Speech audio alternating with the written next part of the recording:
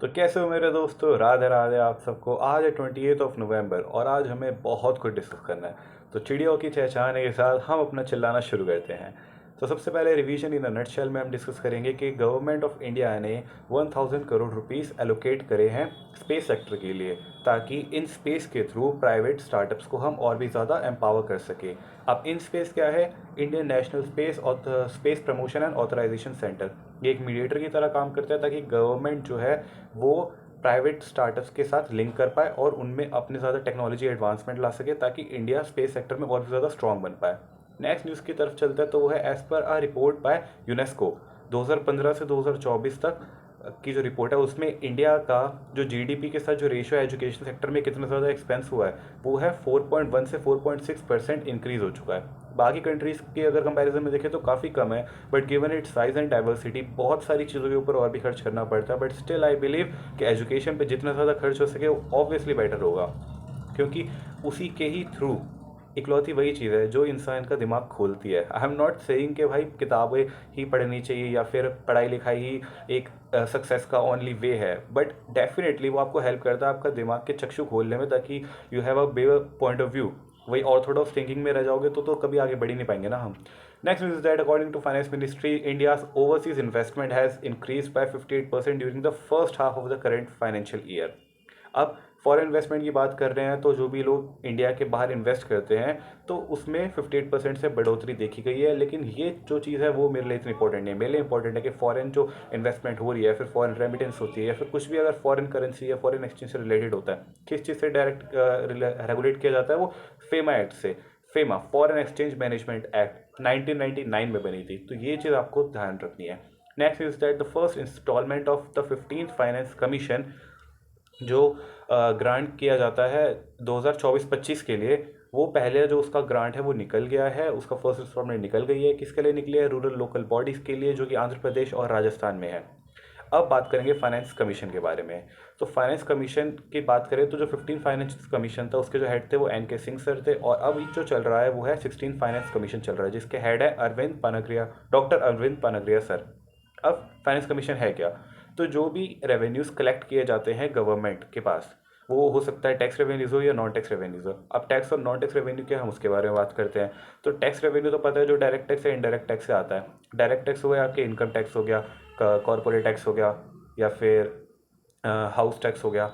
इन सब टैक्सेस से जो पैसा कलेक्ट होता है वो टैक्स रेवेन्यूज़ में आता है। लेकिन नॉन टैक्स क्या होता है? जैसे आप बिना हेलमेट के बाइक चला रहे हो तो आपके ऊपर फाइन लग गया, या फिर कोई भी अगर आप ऑफेंस करते हो तो फाइन जो लगते हैं, या फिर कोई फीस अगर आप पे कर रहे हो किसी चीज़ के लिए, तो वो सारे हो जाते हैं नॉन टैक्स रेवेन्यूज़। ठीक है, जैसे आरटीए फाइल करते हैं तो उसके लिए 10 रुपये की फ़ीस लगती है। सिमिलरली कोई भी अगर आप फैसिलिटी ले रहे हो तो उसके लिए जो फीस लगती है वो नॉन टैक्स रेवेन्यूज़ में आ जाती है। तो यहाँ से जो पैसा कलेक्ट करा जाता है, इसके अलावा जो लोन्स लेते हैं, या कोई भी अगर उसका किसी भी तरीके का अगर गवर्नमेंट ऑफ इंडिया को रीपेमेंट आ रहा है, अगर गवर्नमेंट ऑफ इंडिया ने लोन दिया है किसी कंट्री को और वहाँ से रीपेमेंट आ रहा है विद इंटरेस्ट, तो वो भी तो उनकी इनकम हो गई। तो जितने भी रिसीट्स आ रहे हैं, ये सारे रिसीट्स कहाँ पर इकट्ठे करे जाते हैं? कंसोलिडेटेड फंड ऑफ इंडिया में। अब कंसोलिडेटेड फंड ऑफ इंडिया के जो पैसे हैं उसको किस तरीके से क्या कहते हैं उसे, किस तरीके से उसको एलोकेट किया जाए बिटवीन स्टेट एंड सेंटर, ये डिसाइड करता है फाइनेंस कमीशन। ठीक है, तो मोटा मोटा यही बात है। और अब बात करते हैं कंसोलिडेट फंड ऑफ इंडिया की। बात करी गई तो फिर मैं सोच रहा हूँ कि आपको ये बताओ कि क्या उसकी तरह कोई और भी फंड होता है? तो एक कंटिजेंसी फंड होता है। अब इसके नाम में ही है कंटिजेंस। कंटिजेंट, अगर आपने कॉमर्स पढ़ी है तो उसमें होता था कंटिजेंट लाइबिलिटी नाम का एक कंसेप्ट होता था। अब उसमें क्या होता था कि हम हमेशा कुछ पैसे अपने गुल्लक में जोड़ के रखते हैं, क्योंकि हमें नहीं पता कल को कुछ भी हो सकता है, कोई डिजास्टर हो सकता है, अनफोर्सीन एक्सपेंसेस हम उसको बोलते हैं। फॉर एग्जाम्पल कि आप ने आपके पास कुछ सेविंग्स है। अब आपको लगता है काफ़ी सेविंग्स हो गई, आप कुछ खर्चा करा जाए, लेकिन आप स्टिल कुछ पैसे हमेशा सेव करोगे, बिकॉज यू नेवर नो कि कभी भी आपका फ़ोन चोरी हो सकता है, फ़ोन टूट सकता है, फ़ोन ख़राब हो सकता है, और फ़ोन से ज़्यादा इंपॉर्टेंट अभी कुछ नहीं है। तो आपके लिए, आपके पास एक नए फ़ोन के लिए हमेशा पैसे होने चाहिए। तो वो जो आप पैसे एक्स्ट्रा रख रहे हो वो है आपकी कंटीजेंट लाइबिलिटी, या फिर कंटीजेंट फंड बोल सकते हो उसको, क्योंकि वो अनफोर्सिन है, कभी भी हो सकता है, कुछ भी हो सकता है ना बनो। तो वो कंटीजेंट फंड होता है। कभी भी अगर कोई डिजास्टर आ रहा है, कभी भी कोई इमरजेंसी आ रही है, तो कंटीजेंसी फंड में से उसके लिए पैसे निकाले जाते हैं और उस इमरजेंसी को सॉल्व करा जाता है। ये जो भी कंटीजेंट फंड है हमारे पास वो है 500 करोड़ रुपीज़। अब जब इमरजेंसी हो गई तो इमरजेंसी, अच्छा इससे पहले बताएंगे कि ऐसे थोड़ी कि इमरजेंसी हो गई सीधा पैसा निकाल लिया, नहीं। तो पहले प्रेसिडेंट की परमिशन लगती है, फिर प्रेसिडेंट ऑफ इंडिया की परमिशन के बाद पार्लियामेंट का अप्रूवल लगता है, उसके बाद कंसोलिडेटेड कंटिजेंट फंड को यूज़ करा जाता है, और कंटिजेंट फंड जब एक बार यूज़ कर लिया जाता है तो उसको वापस से रिइम्बर्स कर दिया जाता है कंसोलिडेटेड फंड से, क्योंकि सारा पैसा तो वहीं पर ही है ना। तो 500 करोड़ रुपए फिर इसमें रिफिल हो जाएंगे, कंसोलिडेटेड फंड में से निकाले जाएंगे। तो ये था कंसेप्ट कंसोलिडेटेड फंड का, कंटिजेंसी फंड का। और ये हमने क्यों डिस्कस करा, क्योंकि फाइनेंस कमीशन जो है वो कंसोलिडेटेड फंड में से पैसे निकाल के एलोकेट करता है किसमें, स्टेट और सेंटर में, कि जो हमारे टैक्स रिसीट्स हैं तो टैक्स रिसीट में से कितना पैसा स्टेट में जाना चाहिए, कितना पैसा सेंटर के पास जाना चाहिए। ये हो गया पहला पॉइंट। दूसरा पॉइंट होता है कि कितने हम स्टेट्स को कोई ग्रांट भी तो देते हैं, ये तो नहीं कि सिर्फ जो टैक्स रेवेन्यू उसने दिया उसी को ही हम उसको देंगे वापस। तो पहला हो गया कि टैक्स रेवेन्यू किस तरीके से एलोकेट करते हैं। दूसरा ये कि अगर हमें ग्रांट देना है तो ग्रांट भी दे सकते हैं कंसोलिडेटेड फंड ऑफ इंडिया में से निकाल के। तो थर्ड पॉइंट इज दैट कि अगर जो पंचायत होती है, पंचायत को भी पैसा मिलता है, तो पंचायत को कितना पैसा मिलता है वो भी फाइनेंस कमीशन ही डिसाइड करता है, मतलब फाइनेंस कमीशन भी डिसाइड करता है। तो उसके बेसिस पर ही अभी रूरल लोकल बॉडीज़ को फाइनेंस कमीशन ने जो फर्स्ट इंस्टॉलमेंट है वो दी है। अब नेक्स्ट न्यूज़ की तरफ चलते हैं, वो है the current situation index has been increase to 94.7। ये जो चीज़ है ये ऑलरेडी हम एक बार पहले भी डिस्कस कर चुके हैं। तो करंट सिचुएशन इंडेक्स क्या होता है, आरबीआई हर 2 महीने में कंज्यूमर कॉन्फिडेंस सर्वे करता है। वो एक सैंपल लेता है। सैंपल क्या होता है, थोड़े ग्रुप ऑफ पीपल के साथ वो कॉन्टैक्ट करता है ताकि उन्हें पता चले कि एक्चुअल में जो जनता है उसका हमारी पॉलिसी के साथ क्या लेना देना चल रहा है, पॉलिसी के साथ, पॉलिटिक्स के साथ नहीं, कि जो हम पॉलिसी निकाल रहे हैं। आरबीआई निकालता है अपनी मॉनेटरी पॉलिसी, आरबीआई और भी बहुत सारे तरीके से जो इन्फ्लेशन है या फिर जो हमारे पास अभी कैपिटल क्रेडिट जो है हमारे मार्केट में जिसको मनी सप्लाई बोलते हैं, वो क्या, उसकी क्या सिचुएशन है, क्या वो बहुत ज़्यादा है, क्या वो बहुत कम है, क्या उसको कॉन्ट्रैक्ट करना है या फिर क्या उसको एक्सपेंड करना है। इन सब चीज़ों के ऊपर आरबीआई कॉन्स्टेंटली वॉच रखता है, पॉलिसीज वगैरह निकालता रहता है डिफरेंटली। तो क्या उसकी पॉलिसी निकालने के बाद जो उनके नंबर्स आ रहे हैं, जो एक्चुअल नंबर्स है, जो एनएस हो गए हैं, फॉर एग्जांपल कि जैसे हमारे पास कितने बार सीपीआई और डब्ल्यूपीआई का डेटा आता है, हम बोलते हैं कि सीपीआई में इतनी ज़्यादा इन्फ्लेशन हो गई है या फिर इतनी कम हो गई है, रिसेंटली बहुत कम हो गई थी, बट स्टिल हम मार्केट में जा रहे थे तो प्रोडक्ट्स महंगे मिल रहे थे, वो तो सस्ते नहीं हुए, या फिर वो तभी महंगे हो रहे थे। तो हमारे मन में ये डाउट नहीं आता गया कि यार गवर्नमेंट तो बोल रही सीपीआई तो बहुत कम हो चुका है, लेकिन अभी भी प्रोडक्ट्स तो महंगे हो ही रहे हैं। तो एक कॉन्ट्राडिक्शन चलता है ना। तो इसी कॉन्ट्राडिक्शन को समझने के लिए आरबीआई एक कंज्यूमर कॉन्फिडेंस सर्वे करता है ताकि वो लोगों से मिले, उनसे बात करे और उनसे पता चले कि जो हम कर रहे हैं क्या लोगों के मन में भी वही धारणा आ रही है या नहीं, क्या लोगों के अंदर कॉन्फिडेंस है कि उनकी सरकार, उनका आरबीआई जो उनके लिए पॉलिसी निकाल रहा है क्या वो उनके लिए बेनिफिशियल साबित हो रही है या नहीं हो रही। तो इसलिए कंज्यूमर कॉन्फिडेंस सर्वे किया जाता है। इसमें कोशिश करी जाती है और कैसा ही करा जाता है कि 50-50 का रेशियो हो, 50% मेल 50% फीमेल हो। हाउस होल्ड के लोगों से बात करी जाती है, हाउस वाइफ से बात करी जाती है, क्योंकि नॉर्मली ये देखा जाता है कि वही शॉपिंग कर रही है, फूड इन्फ्लेशन को तो सबसे अच्छी तरह वही समझ पाएंगी। तो उनसे बात करी जाती है और उनसे पता चलता है कि कंज्यूमर का कितना कॉन्फिडेंस है हमारी सरकार में। इसी के अंतर्गत दो चीज़ें देखी जाती है कि अभी की सिचुएशन को लेकर आपका क्या कॉन्फिडेंस है और फ्यूचर की सिचुएशन को लेकर आपका क्या कॉन्फिडेंस है। तो अभी उसको ही बोलते हैं current situation index.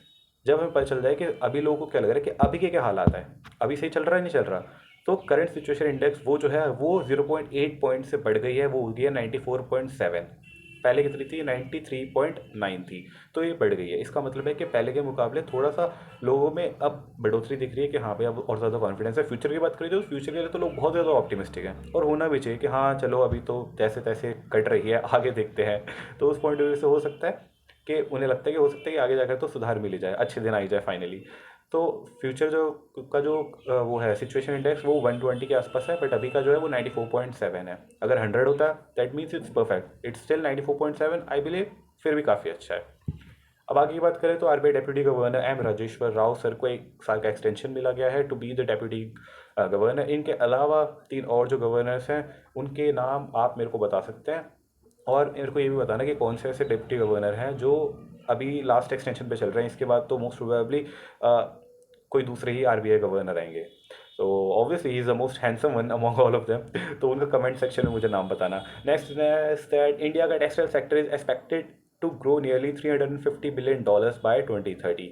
Textile sector के लिए हमारे पास कौन कौन सी स्कीम है वही मुझे बताना। अभी जो मुझे याद आ रही है वो है एक समर स्कीम है और एक पीएम मित्र स्कीम है। इसके अलावा एक स्कीम नहीं है, वो विजन नेक्स्ट की बात कर रहे हैं। चलो मैंने बता दिया, मत देना होमवर्क। वो वाला बता देना कि डेप्यूटी गवर्नर्स कौन कौन से हैं हमारे आरबीआई के। सो विजन नेक्स्ट जो है वो ऑब्वियसली नाम से पता चल रहा है कि नेक्स्ट हमारे टेक्सटाइल और फैशन का क्या विजन रहना चाहिए उसके रिगार्डिंग है। और अपना समर्थ है अ, वो मेरे को बताना है समर्थ है किस लिए, ये ज़्यादा इंपॉर्टेंट है, ठीक है, ये ज़्यादा इंपॉर्टेंट है। और जो पीएम मित्र है उसकी फुल फॉर्म तो ईजी है, मेगा इंटीग्रेटेड टेक्सटाइल के बाद क्या है ये भी मुझे बताना है, ठीक है। तो मैंने नाम बता दिए पीएम मित्रा और समर्थ, लेकिन इन दोनों के बारे में वो मुझे ज़रूर बता देना। और अभी बता दे, काम करो, पॉज करो, बाद में भूल गए तो बाद में उस तरह थैंक यू करते रहता है, ऐसा थोड़ी होता है, अभी बताओ ठीक है, पॉज कर दो। ठीक है, अब कंटिन्यू करते हैं आज की न्यूजीलैंड नटशेल के बारे में। तो आज की न्यूजीलैंड नटशेल में आप पढ़ेंगे कि इंडियन केमिकल काउंसिल जो है उसको अवार्ड दिया गया है ओपीसीडब्ल्यू के तरफ से, द हैग अवार्ड। अब ये है क्या? अब अच्छा, आपको अगर स्पेलिंग नहीं समझ आ रही तो फिर द स्कूल पर ही टेलीग्राम पे ये सारा कंटेंट जो मैं बोलता हूँ ये आपको रिटन फॉर्मेट में मिल जाएगा, तो वहाँ से आप रिवाइज भी कर सकते हैं और पढ़ भी सकते हैं और क्रॉस चेक भी कर सकते हैं। And again I would like to say I am at कोई टीचर नहीं हूँ, I am just a friend. तो अगर आपको कोई चीज़ें गलत लग रही है, कुछ ऐड करना चाहते हो तो डू लेट मी नो, ठीक है। तो अभी है क्या, इंडियन केमिकल काउंसिल 1938 में बनी थी, बहुत पुरानी ऑर्गेनाइजेशन है और किसने कभी भी केमिकल वेपन्स को प्रमोट नहीं करा है। केमिकल वेपन्स के लिए इसने कभी केमिकल वाली ही कंपनी है, तो इसने उसके लिए कभी भी कोई बढ़ोतरी या फिर क्या कहते हैं उसे कंट्रीब्यूशन नहीं दिया है। तो इसको जो अवार्ड मिला वो organisation for the prohibition of chemical weapons, OPCW। अब जिस ऑर्गेनाइजेशन के नाम में ही उसका पूरा परिचय है कि organisation of prohibition for chemical weapons, ऐसा लग रहा है कि कोई डे सेलिब्रेट कर रहे हैं, जैसे अभी रिसेंटली हुआ था international day of elimination of violence against women. तो it's just like that, it's very simple, ठीक है। तो आगे बढ़ते हैं। India climbs up 11 slots to be at the 49th rank out of top 50 countries in the network readiness index with a score of 55.63।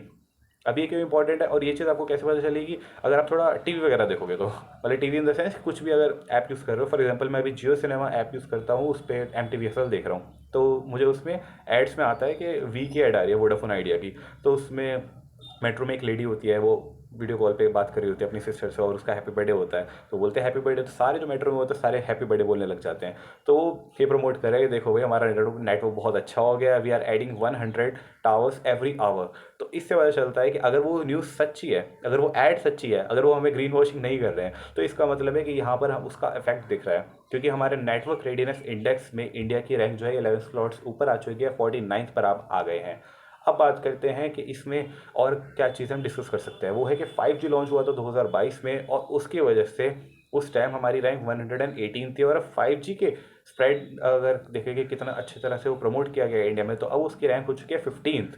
Amazing jump है यार, 130 rank आगे आ गए हम, सोच भी नहीं सकते इतने ज़्यादा बढ़िया परफॉर्मेंस रही है। और भारत विजन अभी चल रहा है जिसमें हम 6G के डेवलपमेंट की बात कर रहे हैं, और मेरे को लग रहा है बहुत जल्दी 6G आ जाएगा, it's not that far away now. Next news that centre ने लॉन्च किया है ई दाखिल, जो कि 2020 में हो गया था, लेकिन अब उसको लॉन्च कर दिया गया सारी स्टेट्स और यूनियन टेरिटरीज में, जिसमें सिर्फ बचा था लद्दाख। अब ई दाखिल क्या है, ये कंज्यूमर अफेयर्स मिनिस्ट्री के द्वारा जो कंज्यूमर प्रोटेक्शन के लिए ये लॉन्च किया गया है, ताकि ऑनलाइन तरीके से आप कंज्यूमर जो है अपनी कंप्लेंट रजिस्टर कर सके। ये किस चीज़ एक्ट के अंदर आता है, कंज्यूमर प्रोटेक्शन एक्ट के अंदर आता है, जो 2019 में उसको अमेंड किया गया था। Next news that defence secretary Shri Rajesh Singh ji ने इनॉग्रेट करा है national maritime search and rescue exercise SAREX 2024। ये हुआ है कोची में। दैट्स सिंपल, ठीक है। नेक्स्ट न्यूज़ की तरफ जाते हैं। मिनिस्ट्री ऑफ माइंस को मिला है gold for excellence in display. 49 ministries ने डिस्प्ले करा था, लेकिन उसमें से सिर्फ मिनिस्ट्री ऑफ माइंस को मिला है गोल्ड। हर साल किसी ना किसी में मिलता है और गोल्ड तो वैसे एक ही होता है, की फर्क पैंदा छोरा लाओ या छोरी। यहाँ पे इस बार मिला मिनिस्ट्री ऑफ माइंस को, क्योंकि उन्होंने जो IITF है, इंडियन इंटरनेशनल ट्रेड फेयर 2024 में, जो कि अभी यहीं पर ही अपने भारत मंडपम में या फिर प्रति मैदान में हुआ था, तो वहाँ पे ये डिस्प्ले हुआ था और इसने अट्रैक्ट किया 80,000 विजिटर्स। तो अगर आप दिल्ली में हो तो ज़रूर आपको जाना चाहिए था। मेरी मम्मी गई तो बता रही बहुत टेस्टी टेस्टी खाना मिला था वहाँ पे तो you must also visit there next time. The government has given ISRO permission to launch its Venus orbiting satellite mission Shukrayaan in 2028। इसके अलावा जो इसरो को परमिशन मिली है वो है चंद्रयान 4 की, to make it an Indian Japanese project.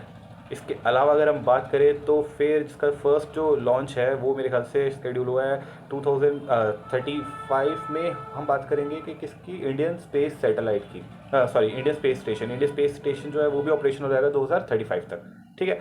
अब बात करते हैं IIT Hyderabad and Nikon India has join hands to launch its first centre of excellence. अभी कहाँ पर लॉन्च होने वाला है ये चीज़ भी आप मुझे कमेंट सेक्शन में बताएंगे। इसके अलावा बजरंग पुनिया जी को सस्पेंड किया गया 4 ईयर्स के लिए नाडा के द्वारा। अब नाडा क्या है, ये आपके कुर्ते पजामे का नाडा नहीं है, इसके बारे में पहले हम बात कर चुके हैं। नेशनल एंटी डोपिंग एजेंसी है, जो कि ये देखती है कि कोई भी जो एथलीट है, कोई भी एथलीट कोई अनपरमिटेड बोलें, क्या बोलेंगे, कोई प्रोहिबिटेड सब्सटेंस ना यूज़ करे, कोई भी ड्रग्स ना ले, कोई भी ऐसी चीज़ जिससे उसकी पावर अननेचुरली इन्हेंस हो सके। तो बजरंग पुनिया जी ने ये सैंपल्स देने के लिए इस टेस्ट में मना कर दिया था और इस वजह से उनके ऊपर ये बैन लगा गया है। अब इसी के रिलेटेड हमने जो बात करी थी इसकी पहले, तो वो थी नो योर मेडिसिन ऐप को लेके। नो योर मेडिसिन निकाली गई थी उन लोगों के लिए ताकि जो एथलीट्स होते हैं वो उस मेडिसिन को देख सके, उसके बारे में नॉलेज ले सके कि क्या ये हमारे लिए अलाउड है या नहीं है। Because sometimes what happens is that लोग दे देते हैं हमारे बहुत क्लोज वंस और हम ट्रस्ट करके वो दवाइयाँ ले लेते हैं, बट बाद में पता चलता है ये तो लेनी ही नहीं थी, स्पेशली एथलीट्स के लिए। तो ये फिर उनके ऊपर ऐसे बैन लग जाते हैं। तो that was all from my side. If you find it useful then do let me know in the comment section. And cool school को आप ज्वाइन कर सकते हो, उसमें सारा आपको कंटेंट अच्छे से मिल जाएगा और वहाँ पर रोज क्विज भी होते हैं जिससे आपकी रिवीजन भी हो जाएगी। तो that was all from my side, कल मिलते हैं। I am proud of you.